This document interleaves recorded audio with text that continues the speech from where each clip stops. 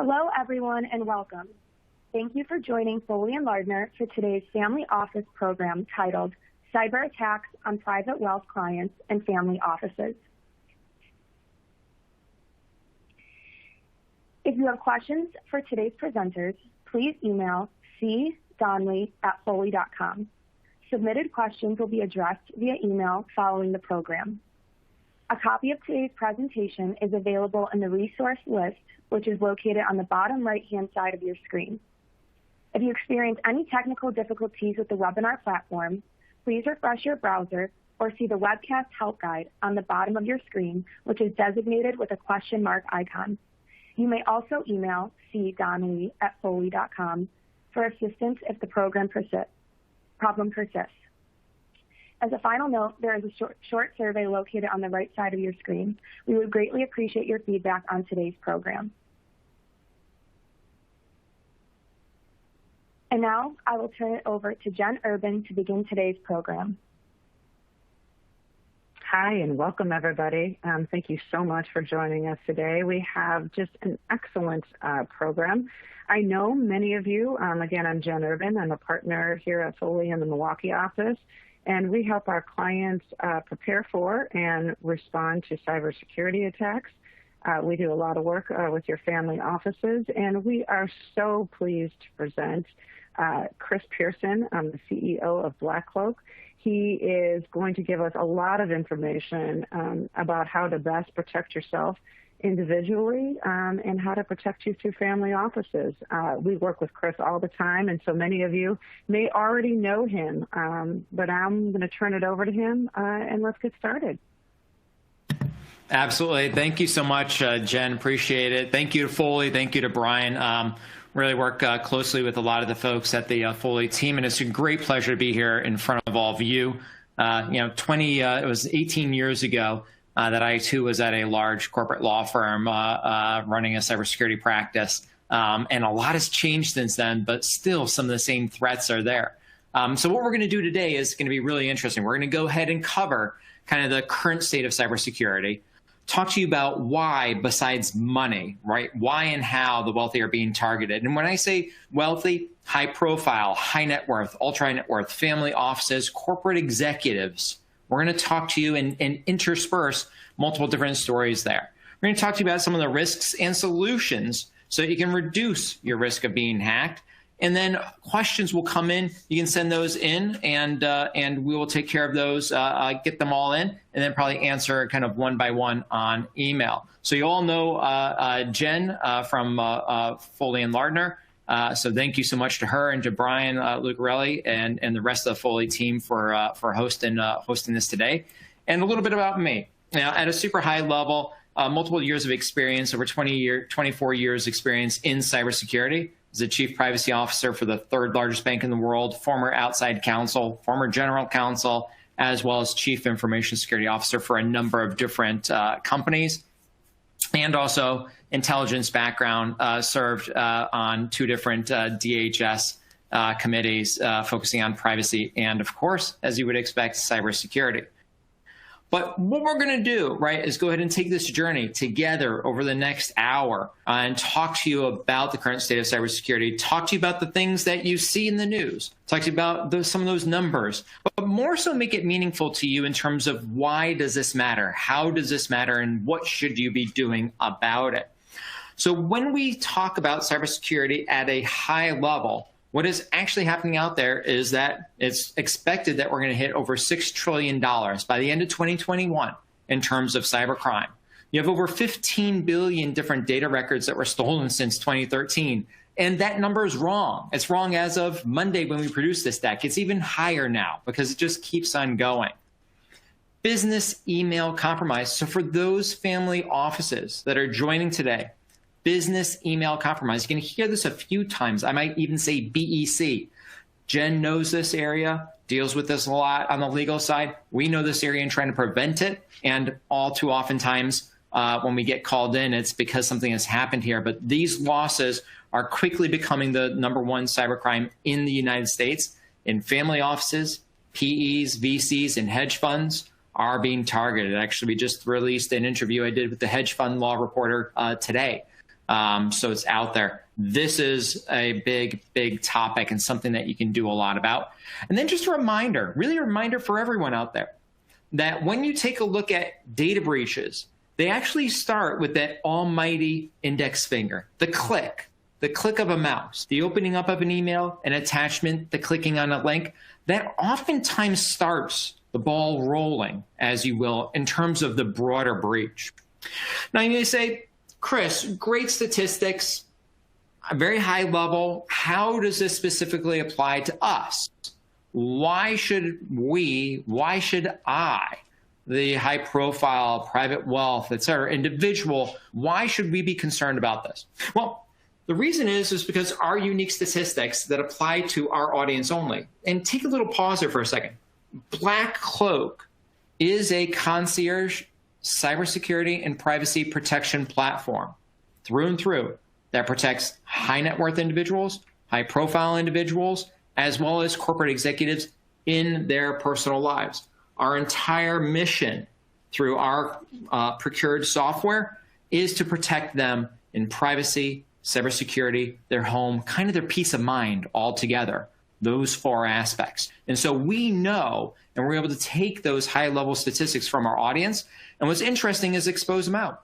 So these are public now. We released this in October of 2020 in terms of our research report. When we onboard clients, just like you, 39% of them are compromised. That means that their cameras, their routers, their home automation, or their computer, usually desktop or laptop, are compromised, right? 4 out of 10 times. 75% of them are leaking data. That means over-exuberant privacy sharing. So you're sharing too much information, GPS, and sharing way too much information with all those different apps and other different programs on your computers. 69% of the folks having exposed passwords. That means exposed passwords that are on the dark web that could allow an adversary the ability to go ahead and use your email address plus that exposed password for some other credential theft, some other credential stuffing is what it's called, and try that username password in a few different places. And then, of course, maybe they hit the big, jackpot and hit a financial institution. Maybe they hit somewhere else. Maybe they get into your family office email. Then 87% mysteriously, no cybersecurity whatsoever on mobile devices. That's kind of where we start by the numbers. And the risks aren't that it's just a financial risk, right? The risks aren't that it's just a, hey, we lose money. The risks are the loss of confidential data, intellectual property loss, risks of extortion, private information, private family pictures, moments, wills, trusts, estates, ongoing types of items that you actually protect, and you protect throughout the life cycle. You protect it with your attorneys in terms of secure sending, secure receiving, encrypted emails, and all the rest, but are now just out there. And of course, right, reputational risk, which you can never get back. It's not like you can replace, it's like you have insurance on a car. The car gets into an accident, you replace the car. Now you have a new car. You can't really replace the reputation. You can't pull that back. You can't call that back. And that's what we see more times happening now with cybersecurity issues, especially for tight-knit, high-profile family offices. So let's go ahead and dive a little bit deeper. How and why are the wealthy, private wealth, all right? Why are they targeted? Beyond money, right? Beyond money. So let's talk about the how. So quite honestly, the how is a little bit easier now with COVID. It's a little bit easier because there's a blurred line between your work life and your personal life. For those folks that have separation between work and personal life, you may have 2 devices, but there are no boundaries. It's a connected world. Hackers don't care. There's no, you remember when you played tag when you were a little kid and you put your hand on home plate or home base or a tree and you're like, hey, I'm safe. There's no being safe, right? Hackers don't care. Cyber criminals don't care. Many times they're actually supported by nation states. They really don't care. They'll go after you in your personal life. They'll go after the husband, wife, spouse, significant other. They'll go after the kids. They'll go after you in your work life. They don't care. They're going to find a way in. And so making sure that you understand that there is no safe zone, that there is no barrier there. For family offices, more so than not, we find that, look, there's one device, there's one phone, one tablet, one computer. It's kind of all mushy, right? It's your personal device, it's your work device, it's a family device. Who knows? It's just the thing that gets stuff done, right? It's like the quintessential question, perhaps, is Elon Musk, or is he Tesla? Is Tesla Elon Musk? Who's tweeting? Who's texting? Who's out there? Like, who's representing whom? Well, the fact of the matter is that in that connected world, you're always on. Your home is definitely a next battleground, mixed in with work, mixed in with personal devices. And what is enormous here is that you are a target from many different aspects, right? Financial gain, extortion, ransom, all the rest. And they're able to actually do this through new methods each and every day. So it's like a digital break-in, so to speak, for your home. It could be malware just from literally going to a website location. It could be business email compromise, which we'll talk about more later. It could be phishing, the almighty click. It could be actually what's happening like wildfire right now, unemployment scams, unemployment fraud. So a number of our clients, a number of our Fortune 500 clients, they have their entire executive teams taken offline for 1 and 2 days, trying to coordinate how they're going to get unemployment claims off of their Social Security number, off of their filing, off of their IRS forms, because they've been hit. They've been hit very, very hard, and they're dealing with that literally right now. Ransomware, we see that in the news all the time, right? Instead of actually you could steal the information, yes. You could also just encrypt the information, deny the use of that information. If it's important to the end person, then they'll pay to get it unlocked. It's like one of the best business models ever. You don't have to figure out the worth or value of the information. You just charge them a fee. If they pay, it was worth that amount.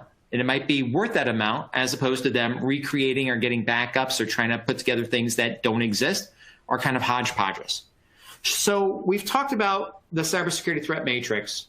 We've talked about how and why high profile, high net worth individuals and corporate executives are targeted. Now let's talk about some of those key risks. And what we're going to do for this session, I'm going to keep it super high level. We are going to go ahead through 4 different medium, and we're going to talk about some things that are key to each one of those medium. So we're going to talk about your privacy. We're going to talk about your devices. We're going to talk about your home. We're going to talk about your peace of mind. We're going to talk to you about cybersecurity through those lenses. And that's critically important because it will allow you to see how to protect yourself under each one of those categories. This is not and there cannot be a hodgepodge way of protecting yourself. You can't say, I think I'm just going to go protect my privacy, and then I should be all set. Well, it doesn't protect your device. Well, I'm going to protect my device, but I'm not going to protect my home. Well, the device is in the home, and if you can get past the home, you can get to the device. Cybersecurity and privacy have to be holistic. They have to be holistic and blended together. It's actually like working with Foley, right? You might work with Jen and her team. You might work with Brian. You might work with other folks at the firm. You know that your partner, that your key contact with the firm is going to get involved the right people. You might need a tax person. You might need a real estate person. You might need someone from contracts. You might need, someone from litigation. But, right, it's holistic. That approach is holistic. That's why you're with Foley, quite honestly, right? And the same thing in terms of cybersecurity and privacy. So let's talk about what we're going to go and talk about. First, your privacy. We are going to cover what private information you have that's publicly accessible that is allowing attacks to occur. We're going to talk about stolen credentials, dark web, and a little bit about dual-factor authentication. We're then going to switch into your devices. We're going to talk about a few different things here. Don't worry. You don't have to have a computer science degree. You don't have to be a chief information security officer. We're going to make sure that this is easy for everyone. We're going to talk about your home. I will tell you this. Your home is the biggest battleground. You're there. Kids are there. Spouse, significant other, wife, husband, in-laws, whatever. They're there. It's like a corporate network or like Foley's network at work. They don't just let anyone come in. There's when you go to the Foley offices, you see the little pad of paper on there, join the guest network, your password is 1, 2, 3, 4, 5, 6. They put you off on a separate network, not where the lawyers are. Within the home, usually everything is nice, big, juicy center, and that could be a big risk for you. And then we'll talk about your peace of mind. So, all right, here we go. Hopefully everyone's had enough caffeine. I know I have. It's been early morning today. So anyhow, your privacy.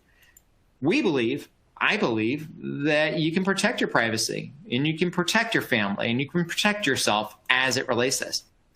So let's talk about some of the risks. And I will say this, I'm not going to pick on any specific company, but I have to use some for illustration purposes. So data brokers. Data brokers is a term that I use generically to describe companies, websites, that host your personally identifiable information. Now, it's 100% totally legal for them to do this. They grab it from public filing documents. They grab it from voter registration. They vote it from donations. They grab it from political donations. They grab it from all over. Some of it's old school. They actually go to areas where high-profile individuals live, and they'll go back in time and actually scan in old documents, OCR them, scan them in, and digitize them. So what these websites do is very simple. Like 411.com. And the reason why, it's always easy for me to remember that one. And you can go there now. Don't click off this link so you miss me, but 411.com, maybe go at the end of the presentation. Put in your first name, last name, put in your city, state, zip.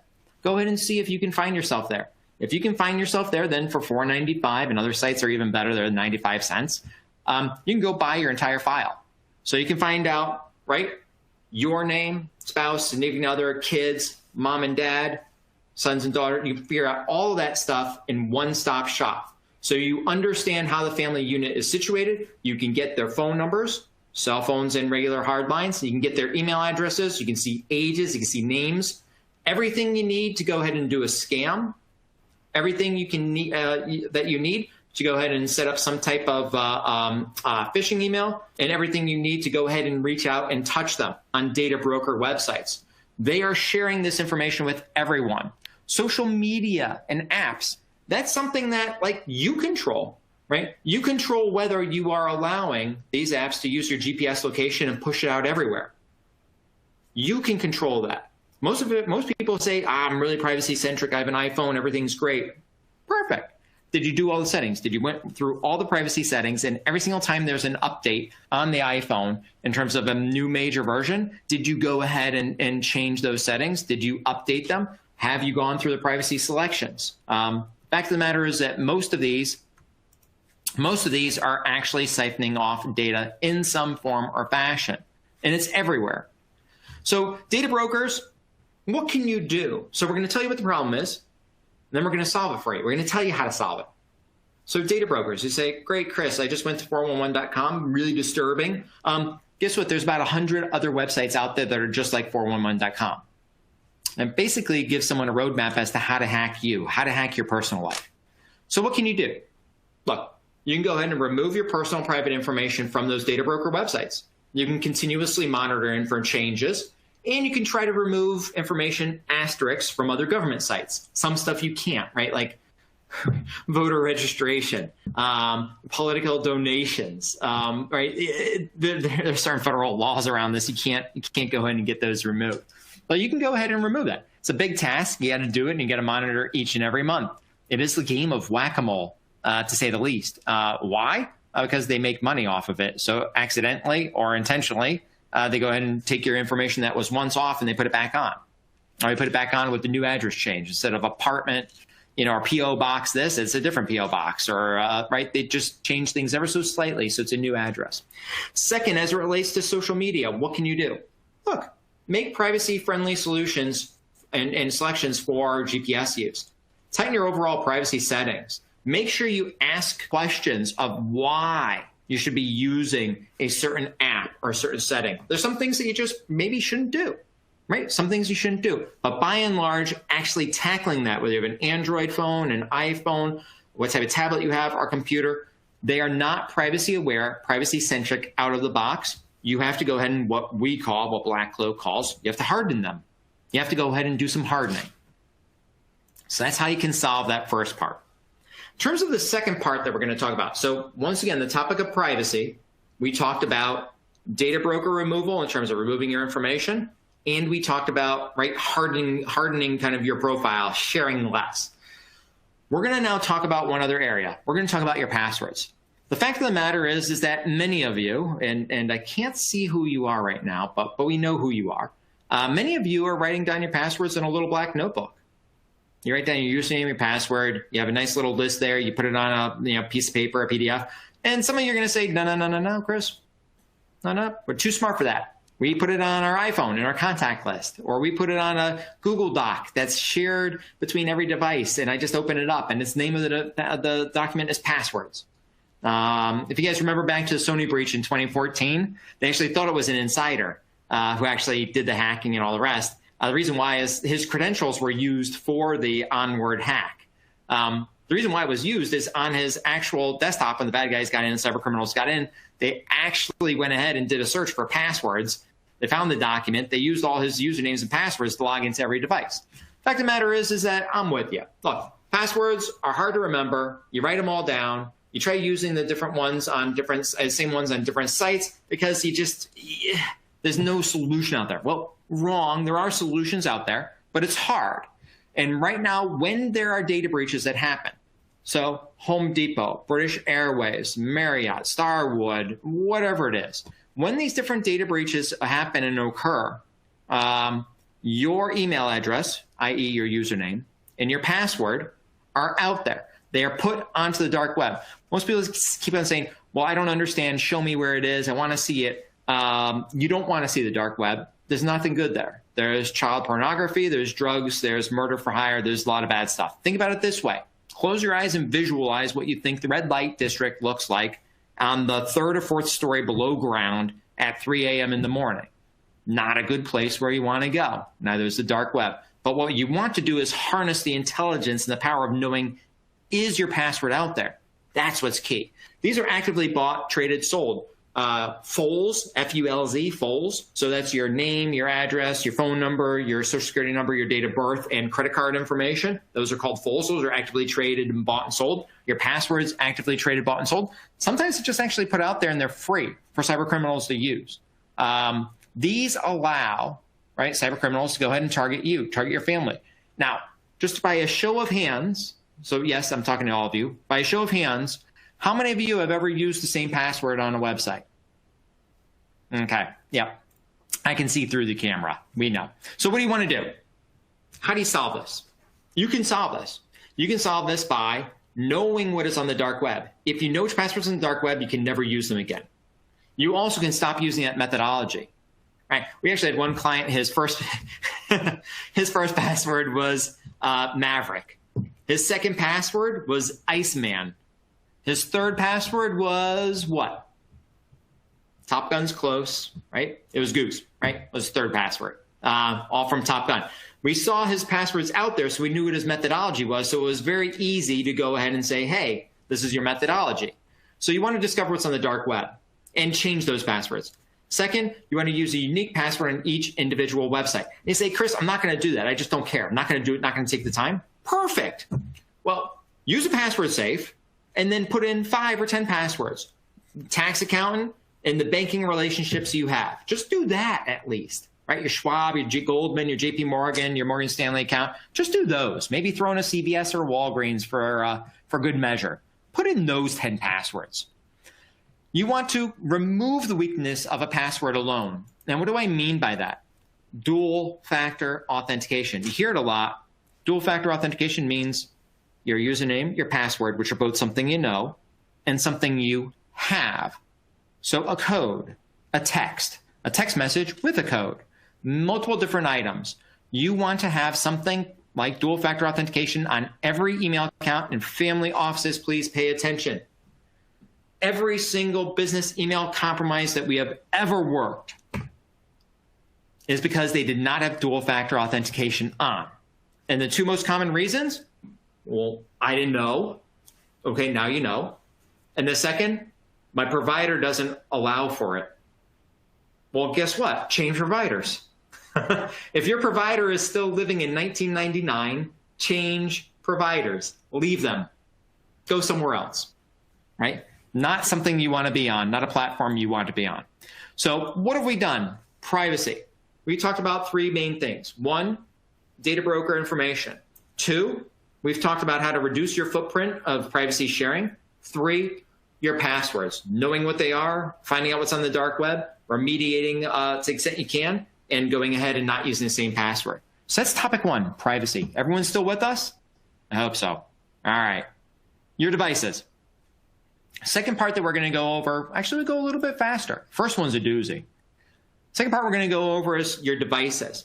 Look, the fact of the matter is this. Every single computing device can be compromised. If you have an unprotected device, unprotected cell phone, tablet, computer, you're at risk of being compromised. It doesn't mean you'll get ransomware. You just get a keystroke logger that's actually logging every keystroke you make. They're lying in wait and just using that information for their own good, usually using it when you go to a banking website. So you can go ahead, and what's common there is usually you have malware come onto a device. The malware goes ahead and stops. It says, hey, what do you want me to be? I want to be a keyboard logger. Okay. It goes ahead and monitors your keystrokes, steals that information, and then, right, that information is used to go ahead and siphon personal funds from the bank account. There are more nefarious things that it can do there as well, but really, really popular these days. Happens a lot. Once again, we said ransomware. Ransomware, you see it in the news all the time. It is impacting individuals in their personal lives, is impacting family offices. Imperfect backups. There's no such thing as a perfect backup. So you're always going to lose something. It's always a question of how much do you want to lose and how quickly do you want to get up and running? And if you can pay someone $10,000, $5,000, right, obviously all in Bitcoin, to get up and running, people oftentimes, yeah, we'll do that. I mean, does go to support guns, knives, tanks, and bombs, and terrorism and other cybercriminal activities. So not good from that perspective, but many people are left in the lurch. So other thing in terms of protecting your devices is phishing. We talked about phishing before, and it's always going to come up. When an email comes to you, even if it's from a friend, the fact of the matter is you need to know whether it's really from them or not. You need to know whether or not you should click on that link or the attachment. It's very, very easy to spoof websites, to spoof emails, to spoof logins. Right now, the two biggest, most successful spoofs are actually coming in of a, hey, I'm sharing a document with you, and it's from Office 365, and it really is real Office 365. Then it brings you to a login page, which is Microsoft. You log in, grab the document, and the document, once again, is going to be malware, and now you are in trouble. Or you log in, and it looks like Microsoft Link is a Microsoft Link, but it's hosted by the bad guys, and they take your username and password because you just gave it to them, and they use that to log it back into your real Microsoft Office 365 account or whatever it might be, and grab the data that is there. These websites are created every few hours, so it's a game of whack-a-mole. Very impossible to hit 100% on them. And the fact of the matter is that you have to understand that you are a target. Everyone is a target. I'm actually going to show you a few different COVID-19 emails. These are kind of fun. Don't go to the websites. These are real emails. You can see right in this one, you can see the, it being titled from cdcgov.org, right? Obviously not cdc.gov, but obviously trying to get people to click on links. This other one, when you mouse over the cdc.gov URL, it actually doesn't bring you there. It brings you to this other website. I can't read it anymore because it's too small. I need to put my glasses on. This one is, hey, safety measures. Be more safe, be more secure. Yeah, great. Here's a good one. I like this one better because it's got a big blue button. I can see it. I can click on it.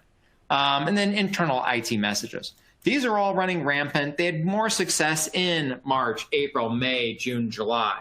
Right now, the biggest ones are scams and tricks and threats and other different phishing attempts that are happening now. Lots around that. But phishing is definitely one of those things that you have to think about when you are thinking about protecting your device. So what do you do to protect your device?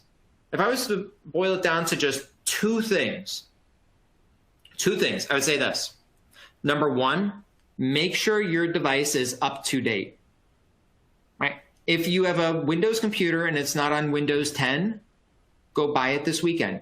When you're buying a new big screen TV, the new 95-inch TV for the Super Bowl, go buy a new computer too. So make sure it's up to date running Windows 10. If you're not running Windows 10 your computer is unable to be secured. Anything below that is not able to be secured in this day and age.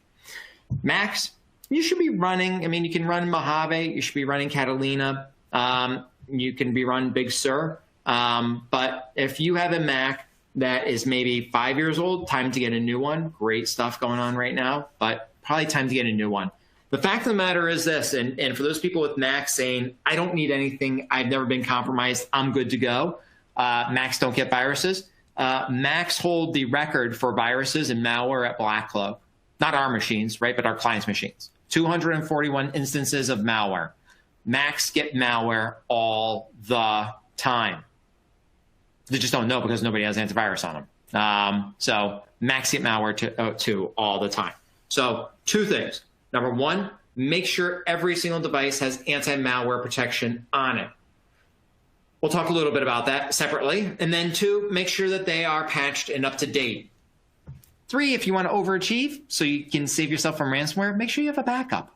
Make sure you have a backup. And all the antivirus in the world won't go ahead and save you if you get ransomware. And I do want to spend just a smidge of time on this. Antivirus that you think about in your head, I'm not going to say brand names, that's consumer grade antivirus. It's great for the 99% of people. It'll protect you 40 to 50%. Most antivirus, anti-malware, goes ahead and says, you see a guy in a purple and white shirt and a gray and blue stripish type of blazer, he's bad. Don't let him on your computer.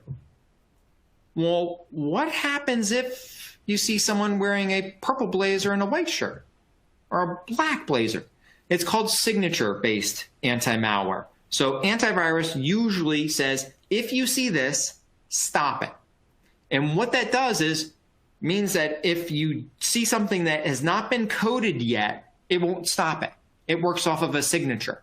So think about the shift to change the methodology of anyone in the intelligence services, anyone in a large, financial institution, some of the largest law firms as well. They will actually use software that is behavioral based, machine learning, AI type of software, which says differently.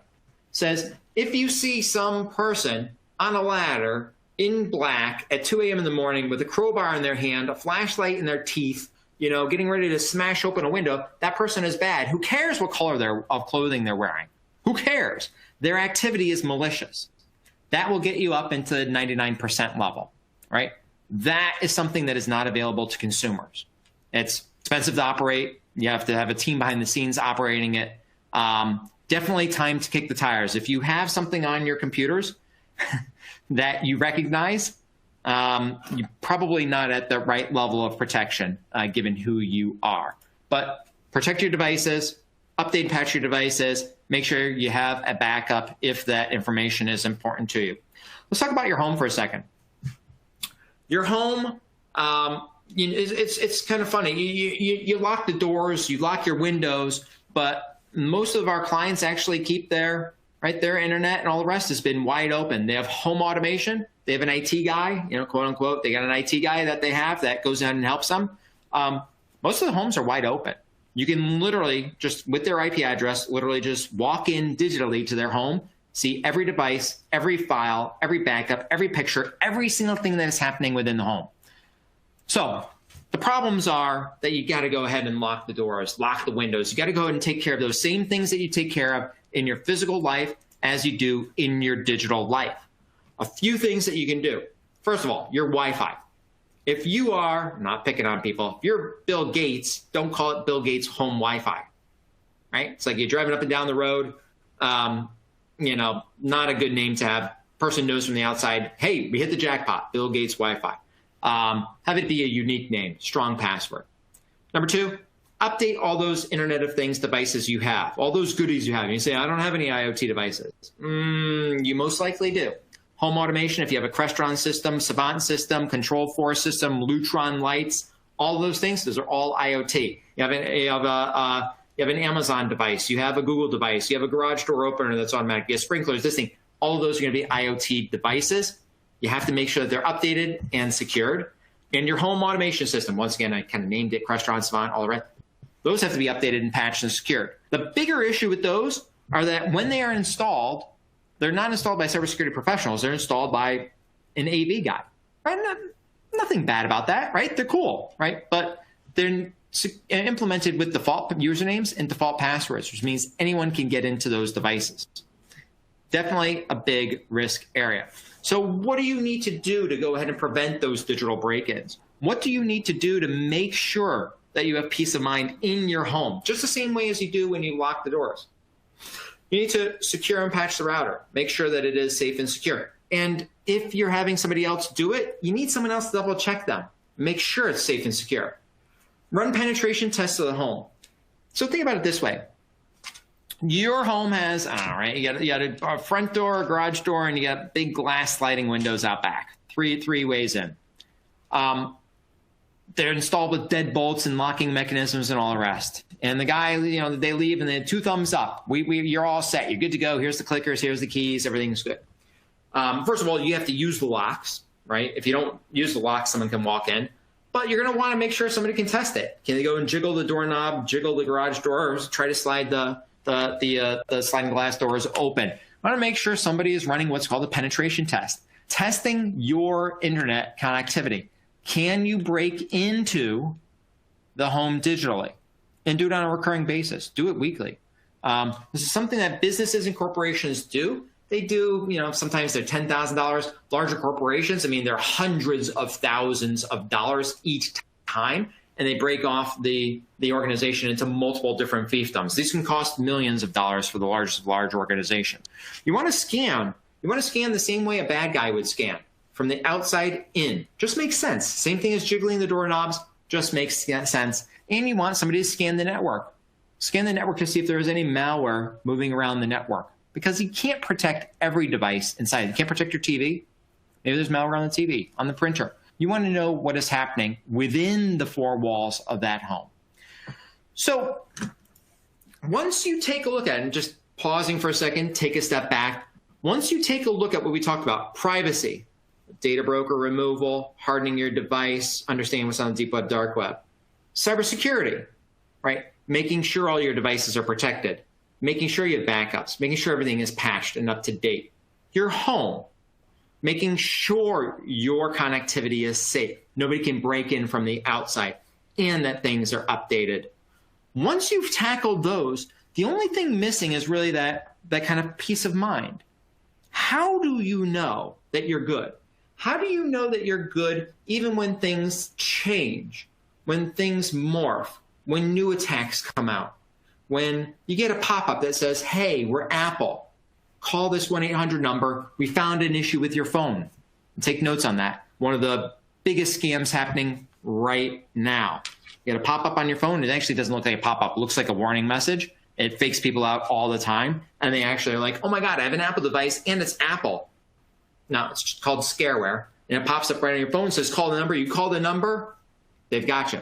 Your digital life is hacked. So how do you go ahead and actually get peace of mind, right? How do you do that? Well, look, educating yourself is definitely key. You got to know the threats, how to address them, and you have to do so into the future, right? It's not just good enough to say, oh, this is the way that you solve it.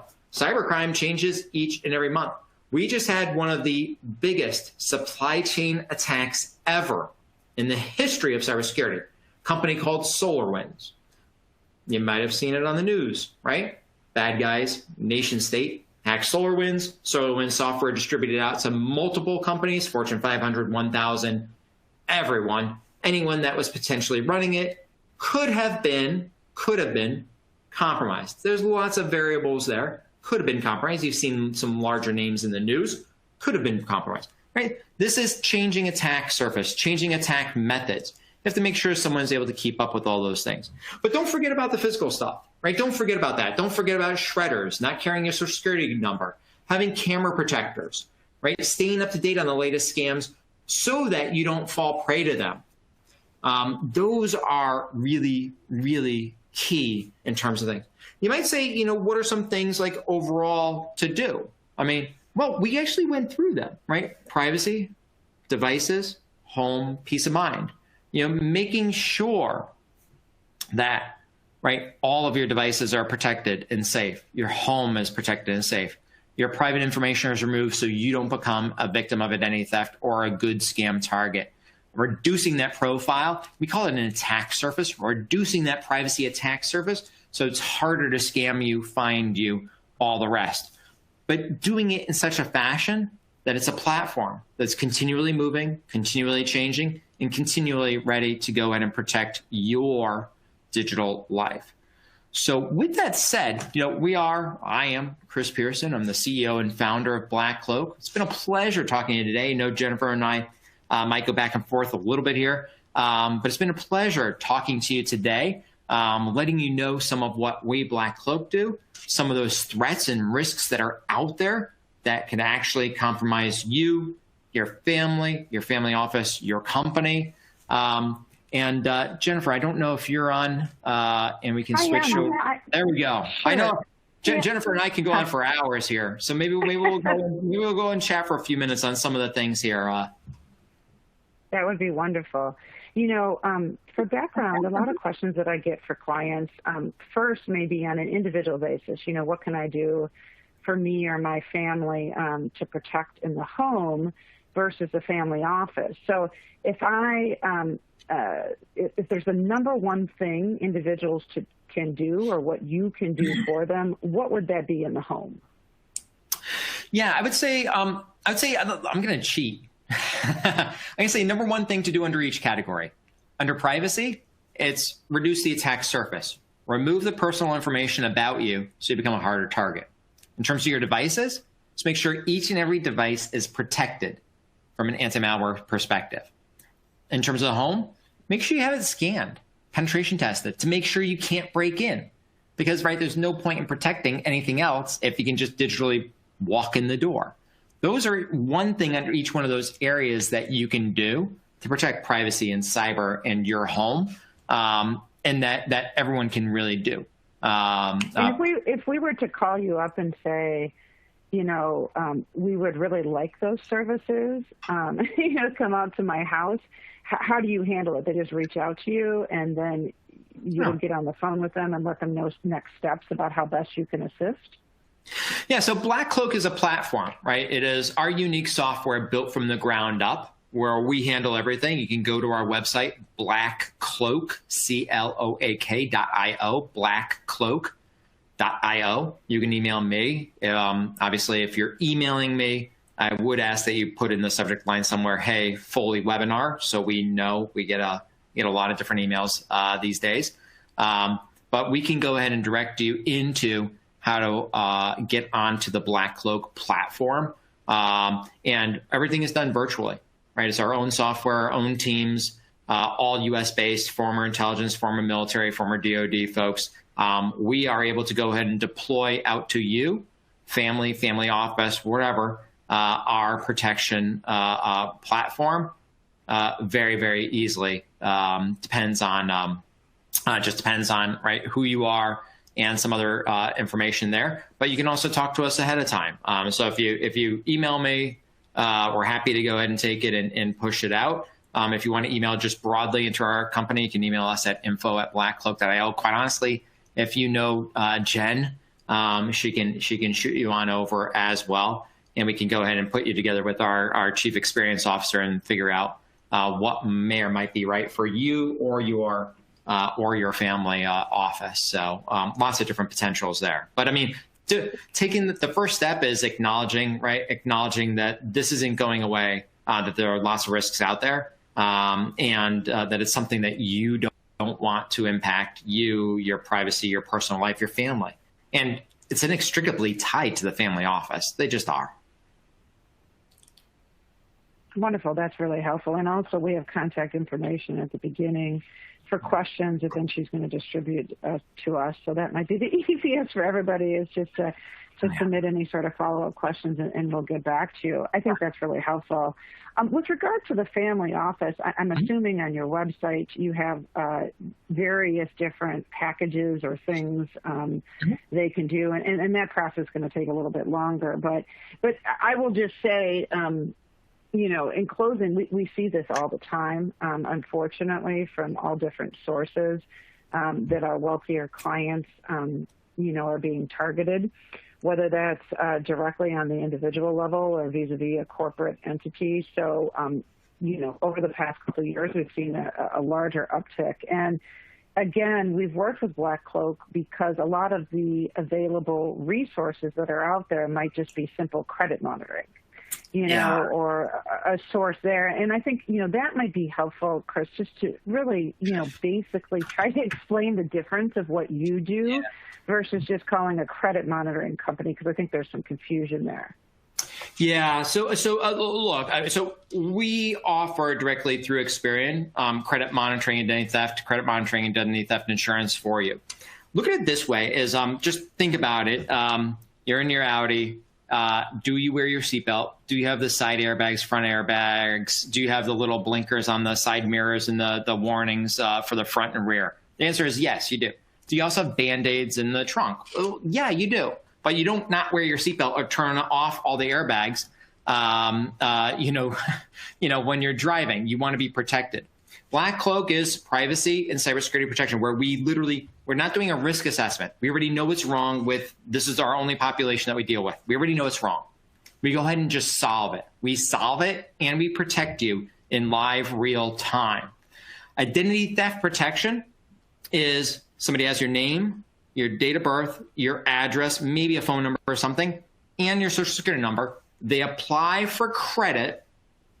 Credit is granted, and it hits a credit file during that process. Hits one of the credit reporting agencies, Experian, Equifax, TransUnion. Hits one of those for hey, is this person credit worthy? As soon as it hits that, a note goes on your file. Somebody did a search. What identity theft protection can do is actually alert you to that fact. What you can do yourselves for free all right now is just put a credit freeze on your account, and you cannot be a victim of identity theft. A credit freeze, which one's Black Cloak can help you do all that, but you put credit freeze you can do for free. Just put it on your account at Equifax, Experian, TransUnion. Credit freeze, you have to do it at each one of the agencies, means no one, not your bank, not your insurance company, not your whatever, no one can go ahead and do a full credit pull to determine your credit worthiness. It stops identity theft kind of cold in its tracks on the back end. And that's when somebody else loses information. What you want to protect is your name, your reputation, the devices that you have, the documents you have, the family members that you have, and make yourself less of a target. Kind of the seatbelt, the airbags. Always good to have a gauze pad and Neosporin in the trunk. And those two items can work together. But identity theft insurance, identity theft alerting is not protection from being hacked. And then another basic question. So if a client is interested in your platform, we'll obviously connect you. They can go look at that. But what does that practically mean? It's just something that is a platform, that they can access through their home computer that monitors their home network. Do you reach out with phone calls if they find an issue? To just, really bottom line practical, what does that mean by getting the platform? Yeah, so what the platform does is it actually brings together, and you can actually see it on the screen, our app on your phone, your tablet, your computer protects you, and it binds together all those universes together. It's too small print to read, but just trust me. It actually says on the device, your privacy, your home, your devices, and that is what it is actually measuring. So it's protecting you right? When you are enrolled, it's an annual membership. When you're enrolled in Black Cloak, right, we immediately go ahead and look at all the deep web, dark web information about you. And during your onboarding, we actually give you all your passwords. We tell you all the passwords that are out there about you. The next phase of the onboarding is we actually tell you for your homes, usually multiple homes, can we break into any one of those homes, right? If we can, then we tell you why and how to get those IT guys that hooked it up back out there to go ahead and fix it. Then we move into actual protecting your devices. So we'll protect your cell phone, your tablet, your computer by implementing the Black Cloak platform solution on each one of those devices. Live, real-time protection monitoring allows us to communicate with you through push messages, allows you to communicate with us, set up concierge appointments, whatever you need to do. You can screen share if you want to, whatever we can do, we do it right through our platform, not other people's tools, all through our platform. And then behind the scenes, right, each and every week, we're penetration testing your home continuously. We're monitoring the deep web and dark web each and every day, live, real time. We're monitoring for botnets, and everything depends on what plan you have. Monitoring for botnets and command control servers at your home, live, real time. And we are going ahead and removing your information from data broker websites. That data broker removal process takes about 3 months because literally we're removing it from 100 or so different sites, bit by bit by bit. That they made it really hard to do so, right? So we remove that information from there. And then it's monthly educational newsletters, monthly alerts, quarterly phone calls. We have educational webinars to get invited to, all the different materials that you need to go and kind of protect your digital life. Yeah, but that's really fantastic. I mean, we're not aware of any other service out there that really just boils it all down in one place. And I think what's important, too, it's not just about the security, but it's also about the privacy, as you mentioned, with data brokers and other websites. I mean, there really isn't a quick way to do that, other than getting in and trying to get yourself off of each one of them individually. And it has such a huge effect because it can, really, really cull down on marketing-related information and other information to you. So it's so important these days. It's so important. And it's not just important. And it's not just about you. It's not just about Jen, right? It's not just about Chris. It's about your family. It's about, the matriarch, patriarch. It's about Gen 1, Gen 2, Gen 3. It's about thinking about this in a broader light because all of that information, go to 411.com, put in your first name, last name, put in your city, state, zip, or whatever, and look at the, you don't have to buy it. Look at the just the blurb a little bit about you and be like, oh, that's me, right? Well, that exists in hundreds of different places all over and serves as that sneak peek in. And it's just, it's just one of those things that's easy to get rid of.